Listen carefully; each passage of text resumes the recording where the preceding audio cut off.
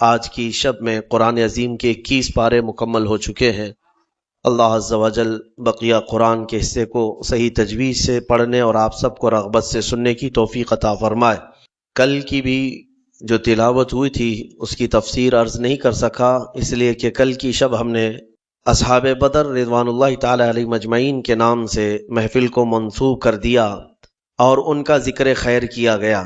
20ویں پارے میں ہم نے جو تلاوت کی ہے وہ سورہ قصص ہے اور سورہ عنکبوت ہے، اور اس کے بعد آج جو ہم نے 21ویں پارے میں تلاوت کیا ہے وہ سورہ روم ہے، اور پھر سورہ لقمان ہے، اور سورہ سجدہ ہے، اور اس کے بعد سورہ احزاب۔ یہ اب سورتیں بڑھتی چلی جائیں گی، چھوٹی سورتیں ہیں، اس میں ساری سورتوں کی بڑی فضیلت ہے۔ سورہ قصص جو ہے، قصص قصے کی جمع ہے، واقعات، جیسے میں نے سورہ یوسف کے متعلق آپ کے سامنے عرض کیا تھا، اللہ نے فرمایا نحن نقص علیک احسن القصص، ہم آپ پر ایک بہترین قصہ سناتے ہیں۔ تو قصص کے نام سے یعنی قصوں کے نام سے پوری ایک سورہ ہے، اور اس میں کون سے واقعات بیان کیے گئے ہیں؟ وہ سیدنا موسیٰ کلیم اللہ علیہ الصلوۃ والتسلیم کی پیدائش سے لے کر ان کے نبوت کے معاملات، اور پھر فرعون کے ساتھ ان کی جو مناظرے، مکالمے، مجادلے ہوئے، ان سب چیزوں کے متعلق اس میں بیان کیا گیا ہے۔ بات ایسی تھی کہ فرعون، ویسے میں آپ کو بتا دوں کہ فرعون کون ہے۔ فرعون صرف ایک شخص کا نام نہیں ہے، مصر کا جو بھی بادشاہ ہوتا تھا اس کا لقب فرعون ہوتا تھا۔ تقریباً 18 یا 19 فرعون آئے ہیں، جو بھی بادشاہ ہوتا تھا اس کا لقب تھا یہ فرعون، اکثر لوگ اس کو نام سمجھتے ہیں۔ فرعون بادشاہ کو وہاں کے مصر کے، اور نمرود عراق کے بادشاہ کو کہا جاتا ہے، اور ملک روم کا جو بادشاہ ہوتا تھا اس کو قیصر، اور ایران کا جو بادشاہ ہوتا اس کو کسرا کہا جاتا۔ یہ بادشاہوں کے لقب ہوا کرتے تھے، نام الگ ہے ان کے۔ اب جو موسیٰ علیہ السلام کے زمانے کا فرعون تھا وہ بڑا جری تھا، اسے طاقت پر غرور بھی تھا، گھمنڈ بھی تھا۔ ایسا ہے کہ تقریباً 100 سال تک تو کبھی اس کو سردی بخار بھی نہیں آئے، بیمار کبھی نہیں ہوا۔ تو آدمی کو جب کوئی تکلیف نہ آئے تو وہ غرور میں بڑھ جاتا ہے، اور اسے ایسا لگنے لگتا ہے کہ میں سب سے پاورفل آدمی ہوں دنیا کا، مجھے کچھ ہو نہیں سکتا۔ تو یہی فرعون ہے جس نے اپنے زمانے میں یہ اعلان کیا تھا کہ لوگوں میں تمہارا رب ہوں، تمہارا بڑا رب میں ہوں، میری عبادت کرو۔ بات تو چل رہی تھی، اور لوگوں کو اپنی خدمت پر معمور کرنے کی بجائے اپنی عبادت پر معمور کرتا تھا، ہزاروں لوگ اس کو سجدہ بھی کرتے۔ ایک دن ایسا ہوا کہ فرعون نے خواب دیکھا، آسمان سے ایک تارا ٹوٹ کر اس کی گود میں گرا یا اس کے محل پہ گرا، اور پھر آگ لگ گئی اس کے محل میں۔ وہ گھبرا کر کے اٹھا، صبح نجومیوں کو، کاہنوں کو بلایا کہ اس خواب کی کوئی تعبیر صحیح بتا دے۔ بہتوں نے الگ تعبیریں بتائی، پھر جو بڑے ماہر نجومی تھے انہوں نے کہا کہ اس خواب کی تعبیر یہ ہے کہ بنی اسرائیل خاندان میں ایک بچہ پیدا ہوگا جو تیری سلطنت کو ہلاک کر دے گا، تیری سلطنت کے ہلاک کرنے کا باعث بنے گا۔ خواب کی تعبیر سننے کے بعد شاہی فرمان جاری کر دیا اس نے کہ بنی اسرائیل میں آج کے بعد جو بھی لڑکا پیدا ہوگا اسے مار دیا جائے گا، کیونکہ وہ بچہ کہیں سلطنت کی ہلاک کرنے والا پیدا نہ ہو جائے۔ تو یہ اعلان کے بعد بنی اسرائیل خاندان میں جو بھی لڑکا پیدا ہوتا اسے مار دیا جاتا۔ موسیٰ علیہ السلام کی ماں کے دل میں اللہ نے بات القاء کی کہ تہ خانے میں چلی جائیں۔ وہ تہ خانے میں گئیں، بچے کی ولادت ہوئی، لڑکا پیدا ہوا۔ اب وہ گھبرا گئیں کہ یہ سال مارے جانے والا ہے، اور وہ بنی اسرائیل خاندان سے تھی، میرا بچہ مارا جائے گا، قتل کر دیا جائے گا۔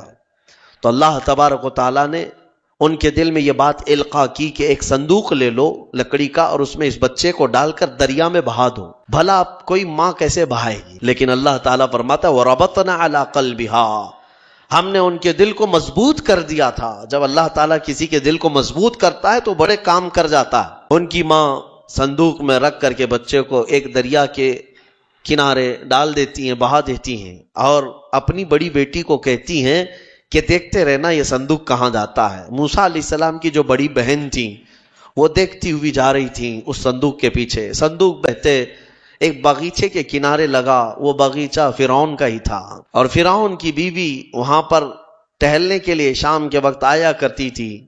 جب وہ اپنی کنیزوں کے ساتھ وہاں آئی تفریح کے لیے تو ایک صندوق کو اپنے باغیچے کے کنارے لگا ہوا دیکھا، اٹھانے کے لیے کہا، اٹھایا گیا تو نہایت ہی خوبصورت بچہ اللہ تعالیٰ نبیوں کو خوبصورتی دیا ہی ہوتا ہے۔ فرعون کے گھر میں کوئی بچہ نہیں تھا، اولاد نہیں تھی، تو فرعون کی بیوی نے اٹھا لیا اور کہا کہ لاؤ یہ بڑا خوبصورت بچہ ہے، حسین بچہ ہے، اور اپنے محل لے آئی۔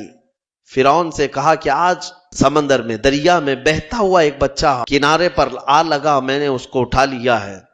فرعون نے کہا کہیں یہ بچہ تو نہیں جو میری سلطنت کو ہلاک کرنے کا سبب بنے گا؟ بیوی نے کہا ایسا کیسے ہو سکتا ہے، وہ تو بنی اسرائیل خاندان میں پیدا ہوگا، یہ تو کسی دریا سے بہتا ہوا آیا ہے، پتہ نہیں کون سے ملک سے آیا، کہاں سے آیا۔ تو بہرحال اس کی بیوی نے یہ کہا کہ اس کو مت مارو، لا تقتلوه عسى ان ينفعنا او نتخذه ولدا، قریب ہے کہ ہم اس سے فائدہ اٹھائیں گے یا اس کو بیٹا بنا لیں گے۔ بیوی کی بات پر راضی ہو گیا فرعون، جو ہے بیگم کی بات پر آ گیا اور اس کے بعد رکھ لیا بچے کو۔ اسی لیے کہا جاتا ہے عورتوں کے مشورے بہت ہی قیمتی ہوتے ہیں۔ بہرحال عورت کے مشورے پر عمل کرتے ہوئے اس نے رکھ تو لیا بچے کو۔ اب پرورش کی جب بات آئی، بچے کو دودھ پلانا ہے، تو دایاؤں کو بلایا گیا۔ شاہی خاندان میں بچے کی پرورش ہو رہی ہے، بہت ساری عورتیں آئیں، دودھ پلانے کی کوشش کرتی رہیں۔ موسیٰ علیہ السلام کسی کا دودھ نہیں پکڑتے تھے۔ ان کی بہن وہیں کھڑی تھی، اس نے کہا کہ میں ایک دایا کو جانتی ہوں جس کا دودھ ہر بچہ پی لیتا ہے۔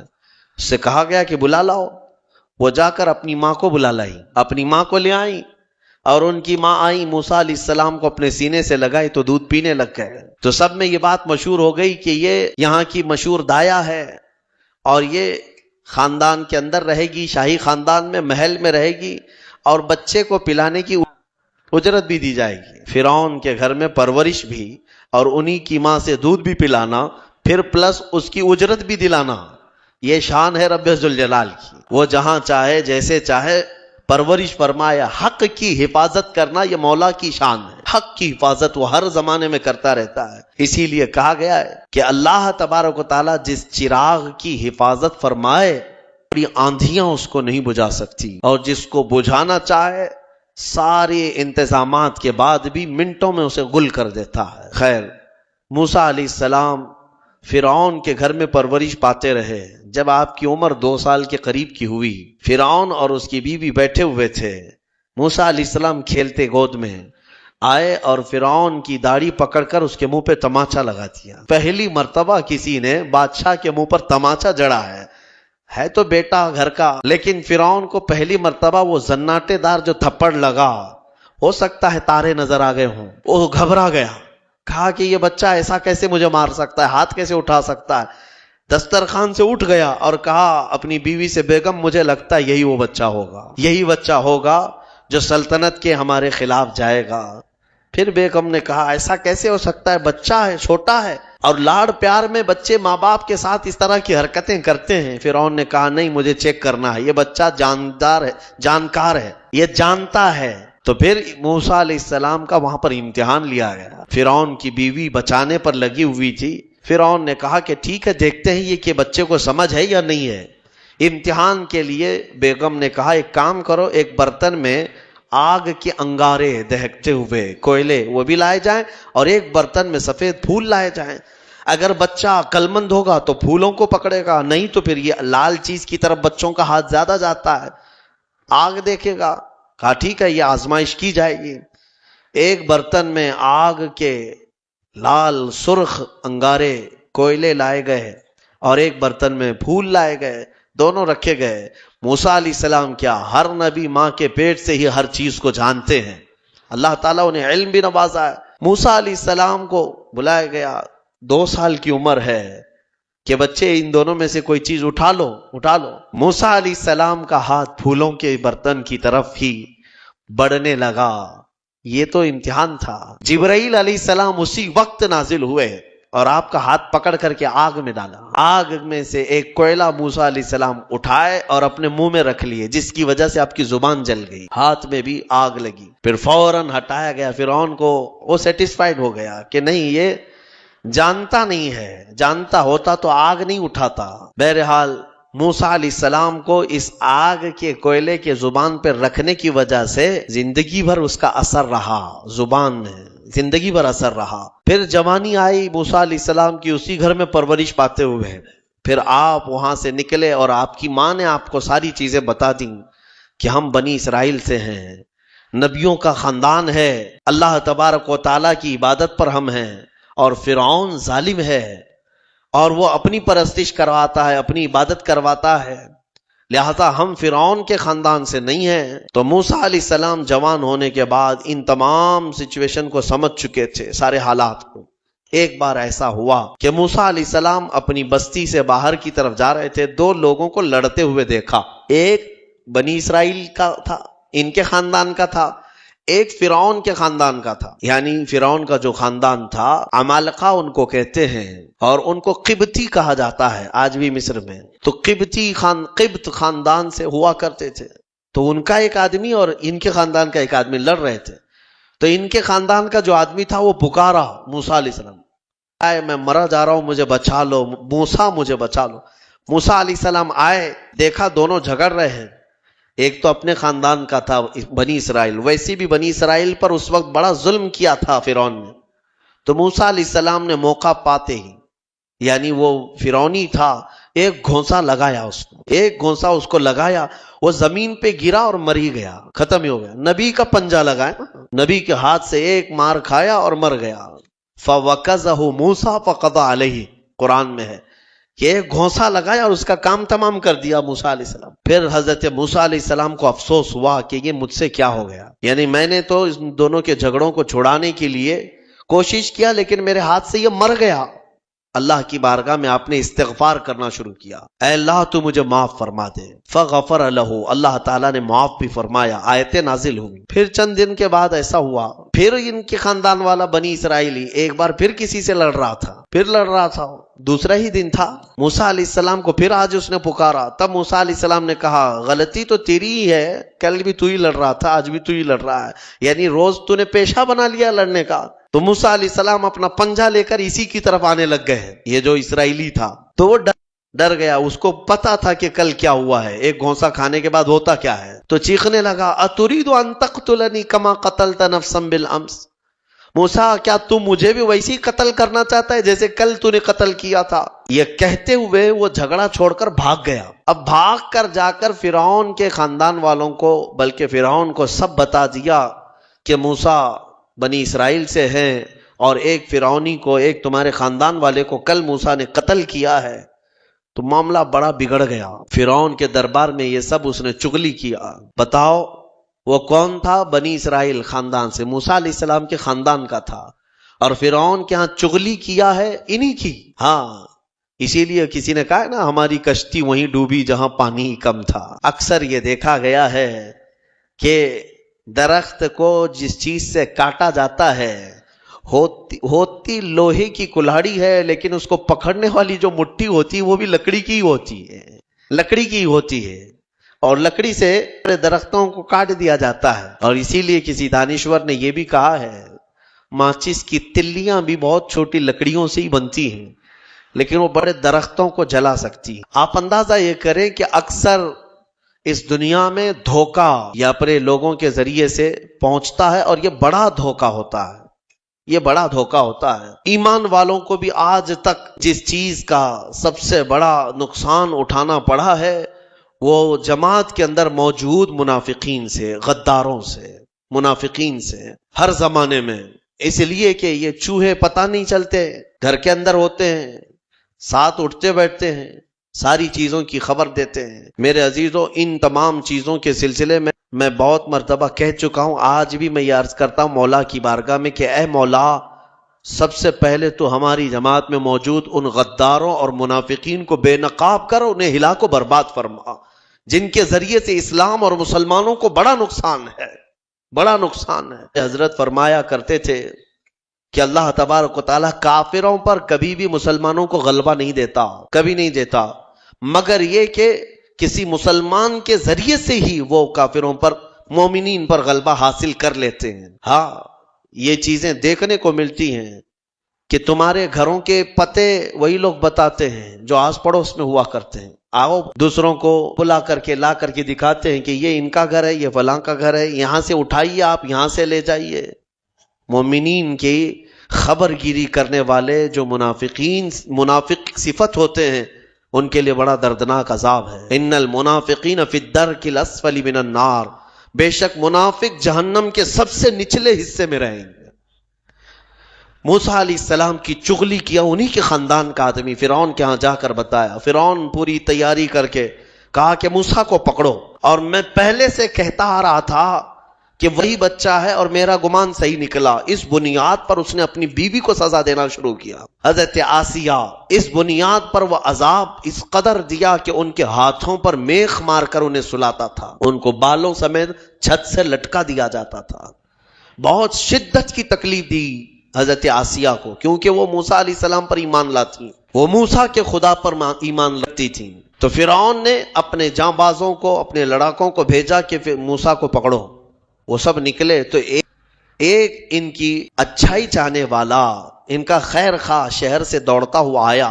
وجاء رجل من اقصى المدینة یسعى، دوڑتا ہوا آیا شہر سے اور کہا، قال یا موسیٰ ان الملأ یأتمرون بک لیقتلوک، فوج پیچھے سے آ رہی ہے تمہیں قتل کرنے کے لیے، تم یہاں سے فوراً نکل جاؤ، یہ بستی چھوڑ دو۔ حضرت موسیٰ علیہ السلام اس کی بات سن کر کے نکل پڑے۔ یہ مصر کی سرزمین تھی، چھوڑ کر کے آپ وہاں سے نکلے۔ فخرج منها خائفا يترقب، وہاں سے خوف کے عالم میں نکلے تھے۔ موسیٰ علیہ السلام دوسری بستی پر چلے گئے، ایک ایسی جگہ پر گئے، یہ پورا واقعہ تفصیل سے سورہ قصص میں موجود ہے۔ ایک بستی پر پہنچے تو وہاں پر دیکھا ہے کہ ایک کنویں پر بھیڑ لگی ہوئی ہے، بہت ساری بھیڑ ہے، پانی کھینچ رہی ہیں، اس میں دو لڑکیاں دور شرماتے کھڑی ہیں، وہ پانی لینے کے لیے بھیڑ میں نہیں جا پا رہی۔ تو موسیٰ علیہ السلام بھیڑ کو چیرتے ہوئے آئے اور ان دو لڑکیوں کے لیے پانی آپ نے ڈول سے نکلوایا۔ آپ مضبوط تھے، قوی تھے، طاقتور تھے۔ پانی آپ نے نکالا اور پانی نکال کر ان دونوں لڑکیوں کو دیا۔ تو وہ جوان لڑکیاں تھیں، انہوں نے کہا کہ چلو، ہمارے باپ اس شہر کے بڑے نیک اور پرہیزگار آدمی ہیں، ہم تمہیں لے کر کے چلتی ہیں اور اپنے باپ سے تمہیں اجرت دلائیں گے، تم دیکھنے میں بڑے اچھے لگتے ہو، اجنبی ہو، مسافر ہو، اجرت دلائیں گے جو پانی تم نے ہمیں ڈول سے کھینچ کر دیا۔ موسیٰ علیہ السلام ان کی بات پر چل پڑے۔ کہاں وہ دونوں لڑکیاں اپنے گھر لے آئیں۔ اپنے گھر لے آئیں تو ان کے والد جو تھے وہ کوئی عام انسان نہیں، وہ حضرت شعیب علیہ السلام تھے، اللہ کے نبی تھے۔ تو یہ دونوں نبی کی بیٹیاں تھیں۔ موسیٰ علیہ السلام آئے، پوچھا کہ تمہارے ساتھ کیا ہوا؟ موسیٰ علیہ السلام نے سارا اپنا واقعہ حضرت شعیب علیہ السلام کے پاس بیان کیا۔ تو حضرت شعیب علیہ السلام نے کہا، نجوت من القوم الظالمین، تم ایک ظالم قوم سے نجات پا کر کے آئے ہو، رہو ہمارے ہاں، رہو، کوئی حرج نہیں ہے۔ اب اجرت کیا دی جائے گی تمہیں جو ہماری بیٹیوں کو تم نے پانی کھینچ کر دیا؟ تو حضرت شعیب علیہ السلام نے کہا، قال احدى ابنتي هاتين على ان قالت احداهما، ان کی بیٹیوں میں سے حضرت شعیب علیہ السلام نے کہا، ہاں میں انی اريد ان کی حقا، میں چاہتا ہوں کہ میری دونوں بیٹیوں میں سے ایک سے تمہارا نکاح کر دوں۔ کس بات پر؟ وہ اجرت کے طور پر نکاح بھی کر دوں گا، اور پلس مہر کیا رہے گا؟ مہر میں یہ رہے گا کہ میرے باغیچہ ہے ایک، اس باغیچے میں 8 سال تک تمہیں رکھوالی کرنی ہوگی، 8 سال تک۔ حضرت موسیٰ علیہ السلام نے کہا ٹھیک ہے۔ 8 سال کی بجائے 10 سال موسیٰ علیہ السلام وہیں رہے، شادی بھی ہوئی شعیب علیہ السلام کی بیٹی کے ساتھ، جن کا نام تاریخ میں حضرت صفورہ بتایا گیا ہے۔ حضرت موسیٰ علیہ السلام کا نکاح ہوا، وہیں رہنے لگے۔ 10 سال کے بعد موسیٰ علیہ السلام پھر اپنی بیوی کو لے کر، اپنے گھر والوں کو یعنی اپنی اہلیہ کو لے کر نکل پڑے واپس۔ پھر آپ سفر پر تھے، بیچ راستے میں آپ کو آگ کی ضرورت تھی۔ کھانا پکانے کے لیے اس زمانے میں ماچس نہیں، لائٹر نہیں، بلکہ ایک درخت کی ٹہنیاں ہوتی تھی، اس کو پتھر سے رگڑتے تھے تو آگ پیدا ہوتی تھی۔ وہ آگ کی ٹہنیاں، درخت ہی ایک آگ لگنے والا ہوا کرتا تھا۔ تو موسیٰ علیہ السلام وہ آگ لینے کے لیے پہاڑی پر چڑھے، اور جب وہاں پہنچے تو اللہ نے آپ کو نبوت کی تاج سے سرفراز فرمایا۔ جبرائیل علیہ السلام آئے اور آپ کو نبوت کے اعجاز سے سرفراز کیا گیا اور اعلان کیا گیا کہ اے موسیٰ، آپ اللہ کے جلیل القدر نبی ہیں اور رسول ہیں، آپ جائیں اپنی اہلیہ کو لے کر واپس فرعون کے پاس جائیے، پھر آنا ہے آپ کو فرعون کی اس بھری سلطنت میں۔ موسیٰ علیہ السلام پہلے اپنے گھر آئے، اور اس کے بعد حضرت موسیٰ علیہ السلام جب آئے اپنی بیوی کو لے کر، تو اللہ تعالیٰ نے فرمایا اب جاؤ فرعون کے پاس، اس کو ہدایت کی تلقین کرو، تبلیغ کرو، اس سے کہو کہ اللہ وحدہ لا شریک کی عبادت کرے۔ لیکن جانے سے پہلے موسیٰ علیہ السلام کو اللہ نے ایک اور ٹریننگ سے گزارا۔ آپ کے ہاتھ میں ایک لکڑی ہوا کرتی تھی، چھڑی، جو آپ کا عصا تھا۔ اللہ نے فرمایا اے موسیٰ اس لکڑی کو زمین پر چھوڑو۔ آپ نے زمین پر چھوڑ دیا۔ قال القها یا موسیٰ فالقاها فاذا هي حیۃ تسعى۔ قرآن کہتا ہے جیسے ہی موسیٰ علیہ السلام نے زمین پر اس لکڑی کو ڈالا وہ ایک خوفناک اژدہا سانپ بن گیا۔ اژدہا اتنا خطرناک کہ لوگ دیکھیں تو ہیبت طاری ہو جائے۔ موسیٰ علیہ السلام پیچھے ہٹ گئے۔ اللہ فرماتا ہے خذھا ولا تخف، پکڑ لو اس کو، ڈرو مت۔ موسیٰ علیہ السلام دوبارہ اس سانپ کو پکڑتے ہیں تو پھر سے وہ لکڑی بن گیا۔ یہ معجزہ تھا موسیٰ علیہ السلام کا کہ لکڑی کو زمین پر ڈالو تو سانپ رینگنے والا، اور ہاتھ میں لے لو تو پھر لکڑی۔ دوسرا معجزہ تھا آپ کا کہ حضرت موسیٰ علیہ السلام سے کہا گیا وَضْمُمْ يَدَكَ إِلَى جَنَاحِكَ تَخْرُجْ بَيْضَاءَ مِنْ غَيْرِ سُوءٍ۔ آپ اپنے ہاتھ کو، مٹھی کو اپنے جیب میں ڈالو۔ ادخل یدک فی جیبک، آپ اپنے جیب میں اپنی مٹھی کو ڈالو، ہاتھ کو، اور جب ہاتھ جیب میں ڈال کر باہر نکالتے تو پورے ہاتھ میں سورج سے زیادہ روشنی چمکتی تھی۔ ہاتھ یوں کریں تو بہت تیز روشنی کہ رات کے وقت اگر آپ ہاتھ نکالیں تو پورا اجالا ہو جائے۔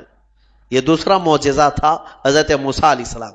یہ دو معجزے دے کر اللہ نے بھیجا فرعون کے پاس، جاؤ اور اس کو ایمان کی دعوت دو۔ اور حضرت موسیٰ علیہ السلام گئے فرعون کے مقابل میں۔ فرعون سے کہا میں واپس آ چکا ہوں اور میں اللہ کا نبی ہوں، اللہ کا رسول ہوں۔ فرعون نے کہا کون سے خدا کی عبادت کرتے ہو، کون ہے تیرا خدا؟ موسیٰ علیہ السلام نے فرمایا کہ میرا رب پورے کائنات کو پالنے والا ہے، جو تجھے بھی پیدا کیا مجھے بھی پیدا کیا، آ جا اس کی عبادت کی طرف۔ فرعون نے پوچھا تیرے پاس کیا نشانی ہے؟ حضرت موسیٰ علیہ السلام نے اپنی نشانیاں بتائی۔ اس کے بعد فرعون نے کہا یہ تو جادو ہے، موسیٰ تو 10 سال جادو سیکھ کر کے آیا۔ تو موسیٰ علیہ السلام نے فرمایا اگر یہ جادو ہے تو تیرے سلطنت میں جتنے جادوگر ہیں سب کو بلا لے، مقابلہ کیا جائے۔ تو فرعون کو جو یہ چیلنج ہوا تو فرعون نے سارے بڑے جادوگروں کو بلایا اور ایک میدان میں یہ مقابلہ ہونا تھا۔ حق اور باطل کا مقابلہ زمانے اول سے چلا آ رہا ہے۔ اقبال نے کہا ہے ستیزہ کار رہا ہے ازل سے تا امروز، شرار بولہبی سے چراغ مصطفی۔ ہمیشہ ایک میدان میں جب یہ مقابلہ ہونا طے پایا، بڑے جادوگر آئے۔ موسیٰ علیہ السلام نے کہا کہ تمہارا جو جادو ہے وہ بتاؤ۔ سب کے پاس چھوٹی رسیاں تھیں، وہ رسیاں انہوں نے زمین پر پھینکی تو سب رسیاں سانپ بن گئیں۔ سیم وہی چیز وہ بھی دکھانے لائے تھے، سب رسیاں سانپ بن گئی، شور مچ گیا۔ فرعون کے درباری کہنے لگے اتنے سانپ آ گئے۔ موسیٰ علیہ السلام کو حکم ہوا اللہ کی طرف سے آپ بھی اپنا سانپ چھوڑ دیں۔ آپ نے اپنا عصا زمین پر ڈالا، وہ اژدہا ایک منہ کھولا اور سارے سانپوں کو نگل گیا، اور دوسرا منہ کھولتا تو جادوگروں کو نگلتا۔ اس سے پہلے ہی سارے جادوگروں نے پکارا ہم ایمان لائے موسیٰ کے رب پر، موسیٰ علیہ السلام پر بھی ایمان لائے اور اس کے رب پر بھی ایمان لائے۔ سارے جادوگروں کی جو ٹیم تھی پورے موسیٰ علیہ السلام کے ہاں آ گئی۔ اب یہاں وجہ بتاتا ہوں، جادو کرنے والے اور مقابلہ کرتے، دوسرا جادو دکھاتے۔ جادوگر سے مقابلہ کر سکتا ہے لیکن نبی سے کیسے کر سکتا ہے؟ وجہ یہ ہے یہ جو جادو دکھتا ہے نا یہ حقیقت نہیں ہوتی، اس کو شعبدہ بازی کہتے ہیں، یعنی نظر بندی، صرف نظروں کا دھوکہ، اس کو جادو کہا جاتا ہے۔ اور جادوگر جانتا ہے کہ میں نے لوگوں کی نظروں کو دھوکہ دیا، لیکن اس کو پتا ہوتا ہے حقیقت کیا ہے۔ جادوگر نے رسی ڈالا، اس کی نظر میں رسی ہی ہے، دنیا کی نظر میں سانپ ہے۔ آپ نے بھی دیکھے ہوں گے بہت سارے شعبدہ بازی کرنے والوں کو، گلاس میں پانی لیا یوں اچھال دیا، پھول نکل پڑے، ہاں، اور بہت سارے ارے جیب میں سے انڈا نکالا، کبوتر بنا دیا، 1 2 3 4 کبوتر اڑانے لگے۔ یہ تو ڈکوسلا ہے، آستینوں میں چھپے ہوئے کبوتر ہوتے ہیں۔ لیکن باضابطہ جو شعبدہ بازی ہوتی ہے یعنی نظر بندی، وہ اس طرح سے کی جاتی ہے، یوں ہاتھ اٹھائے اور میں یوں تمہارے سامنے سکے پھینک دیا، سونے کے سکے پھینکتے جا رہا ہوں، لیکن تم میں سے سارے لوگوں کو سکے نظر آ رہے ہیں۔ محفل ختم ہونے کے بعد ایک بھی سکہ ملتا کسی کو نہیں، اور نہ ہی جادوگر کو ملتا ہے۔ یہ شعبدہ بازی، نظروں کا دھوکہ۔ اور وہاں جو مقابلے میں آئے تھے موسیٰ علیہ السلام کے، وہ تو دیکھ رہے تھے ہم نے جو رسیاں ڈالی ہیں ہماری نظر میں رسیاں ہیں لیکن لوگوں کی نظروں میں سانپ ہے۔ لیکن موسیٰ علیہ السلام نے جو لکڑی ڈالی، وہ جادوگروں کو تو لکڑی دکھنا چاہیے کیونکہ وہ جادو جانتے ہیں، لیکن انہوں نے دیکھا موسیٰ علیہ السلام کی لکڑی نہیں رہی، حقیقت میں سانپ بنا ہوا تھا۔ جادو اور معجزے میں فرق یہی ہے، جادو نظروں کا دھوکہ اور معجزہ حقیقت کی تبدیلی کو کہتے ہیں، حقیقت کی تبدیلی۔ حضرت موسیٰ علیہ السلام کا یہ معجزہ دیکھتے ہی وہ سارے جادوگر ایمان لے آئے۔ یہ موسیٰ علیہ السلام کی وہاں سے تبلیغ کا دور شروع ہوا، پھر زمانہ چلتا رہا، فرعون سے ان کے مقابلے ہوتے رہے۔ ایک وقت ایسا آیا کہ فرعون آپ کو ختم کرنے کے لیے 1,00,000 کی فوج کو جمع کیا، اور موسیٰ علیہ السلام اپنے ایمان والوں کو لے کر کے دوسرے علاقے کی طرف نکلے۔ سامنے سمندر اور پیچھے فرعون کا لشکر۔ آپ نے دعا کی کہ اے مولا اس فرعون کے دبدبے سے میری قوم کو بچا لے۔ اللہ تعالیٰ نے حکم فرمایا سمندر میں عصا مارو۔ آپ نے عصا مارا تو 12 راستے نکل پڑے۔ موسیٰ علیہ السلام ان راستوں میں سے نکل کر کے دوسرے کنارے پہنچ گئے۔ فرعون نے سوچا کہ یہ راستے ہمارے لیے بھی ہیں، سارا اس کا لشکر اور فرعون سب انہی راستوں میں آئے۔ بیچ راستے میں جیسے ہی پہنچے اللہ نے سمندر کو حکم دیا کہ واپس جیسا تھا ویسے ہو جا۔ سمندر مل گیا اور ساری فوج آن کے آن میں غرق ہو گئی، ختم ہو گئی۔ یہ فرعون کو ہمیشہ کے لیے پانی میں اللہ تعالیٰ نے غرقاب کر دیا، ڈبو دیا۔ یہ موسیٰ علیہ السلام کی جو فتح مبین تھی وہ 10 محرم الحرام عاشورہ کا دن تھا، ایمان والوں کی جو فتح مبین تھی۔ ایک بات یاد رکھیں، اللہ رب العزت جب مدد فرماتا ہے تو کن وادیوں سے نکالتا ہے اور کیسی طاقتوں سے بچا لاتا ہے۔ آج بھی میں آپ سب سے یہی کہوں گا کہ اگر کوئی آج یہ سمجھتا ہے کہ میں فرعون ہوں تو انتظار کر کہ اللہ موسیٰ بھی بھیجے گا۔ ہاں، مدد اللہ تبارک و تعالیٰ اہل حق کی نازل فرمائے گا۔ شروع میں ہو سکتا ہے اہل حق کمزور نظر آئیں، چھوٹے نظر آئیں، اور ان کی بستیاں کمزور، ان کے اسباب کمزور، لیکن مولا کریم کی طاقت اور اس کی مدد کمزور نہیں ہو سکتی۔ آج جو حکومتیں ہیں یہ تو میرے عزیزو فرعون کے سامنے لونگ الائچی کے برابر بھی نہیں ہیں۔ اس کے پاس جو تھی طاقتیں، اس طاقت کے سامنے ان کی جو طاقتیں ہیں وہ لونگ الائچی کے برابر بھی نہیں ہے۔ اس کے پاس جو ذخیرے تھے، جو اسباب تھے، پوری دنیا پر حکومت کر چکا تھا، پوری دنیا پر۔ فرعون ایک ایسا شخص ہے جس نے پوری دنیا پر تنہا حکومت کیا ہے۔ ایک ملک کو لے کر کے اگر کوئی آنکھیں دکھا رہا ہو اور یہ سمجھے کہ ہمیں کوئی ہٹا نہیں سکے گا، رب ذوالجلال قانون قدرت یہ رکھتا ہے کہ جب وہ پوری دنیا پر بادشاہت کرنے والے کو پانی سے ہلاک فرمائے گا تو باقی یہ ساری طاقتیں کچھ نہیں۔ انتظار کرو، رب ذوالجلال کی پکڑ آنے والی ہے۔ ان بطش ربک لشدید، بے شک تمہارے رب کی پکڑ بہت سخت ہے۔ اللہ تبارک و تعالی ہم سب کو ظالموں کے چنگل سے نجات عطا فرمائے، ایمان والوں کو مولا تعالیٰ قوت حیدری عطا فرمائے، غیر سے مولا نصرت و کامیابی ہمارے لیے نازل فرمائے۔ آج کی جو تلاوت ہوئی سورہ روم، سورہ لقمان، سورہ احزاب یا سجدہ، انشاءاللہ العزیز کل کی تفسیر میں ان کو ملا کر کے عرض کرنے کی کوشش کروں گا۔ وآخر دعوانا ان الحمدللہ رب العالمین۔